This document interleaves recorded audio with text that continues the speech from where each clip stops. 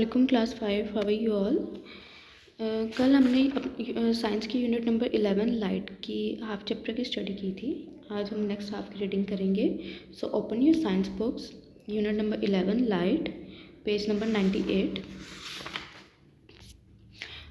कल हमने पढ़ा था रिफ्लेक्शन के बारे में कि रिफ्लेक्टेड लाइट की वजह से ऑब्जेक्ट्स कितने टाइप के हैं। वो थे OPEC, translucent and transparent.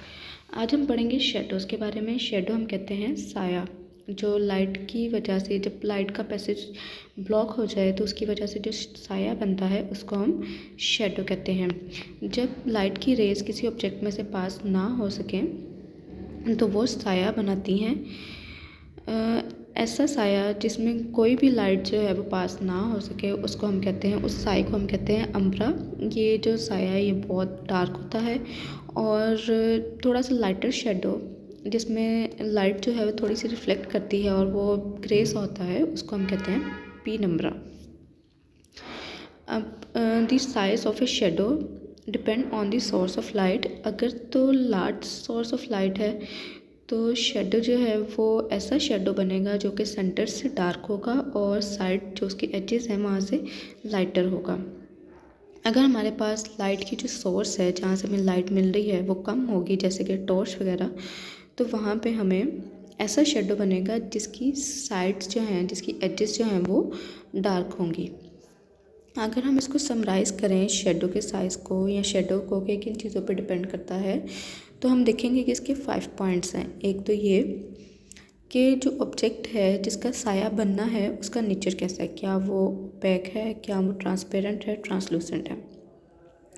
Second, ये डिपेंड करता है इंटेंसिटी ऑफ लाइट, कि जो लाइट है उसकी पावर क्या है, क्या वो बहुत ज़्यादा ब्राइट है, क्या वो बहुत ज़्यादा डिम है, तो उसके ऊपर भी जो शेडो फॉर्म होगा वो डिपेंड करता है। नंबर थर्ड है कि जो ऑब्जेक्ट है जिसका साया बनना है उसका साइज़ क्या है। नंबर फोर्थ इज़ कि डिस्टेंस, जो ऑब्जेक्ट है और सोर्स ऑफ लाइट है उनके दरमियान में डिस्टेंस कितना है, ये भी, इस पर भी साया जो है कि वो किस टाइप का बनेगा वो डिपेंड करता है।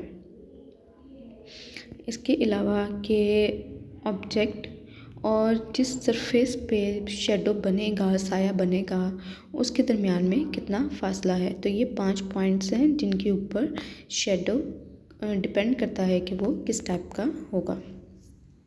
Now open page number 100।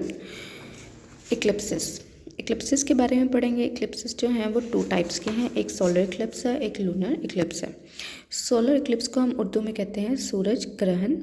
और सूरज ग्रहण की क्या वजह होती है जिसमें हमें लगता है कि सूरज की रोशनी जो है वो बहुत डिम हो गई है, इसकी क्या वजह होती है। इसकी वजह होती है कि जब चाँद जो है वो अपना सर्कल कंप्लीट करते हुए सूरज, दैट इज़ सन, और ज़मीन के दरमियान में जब ये चाँद आ जाएगा तो उसके चाँद की ज़मीन के सामने आने की वजह से सूरज की जो रोशनी डायरेक्ट ज़मीन पे पड़नी थी, जब उनके दरमियान में ये मून आ गया तो उसने सूरज की रोशनी का रास्ता ब्लॉक कर दिया।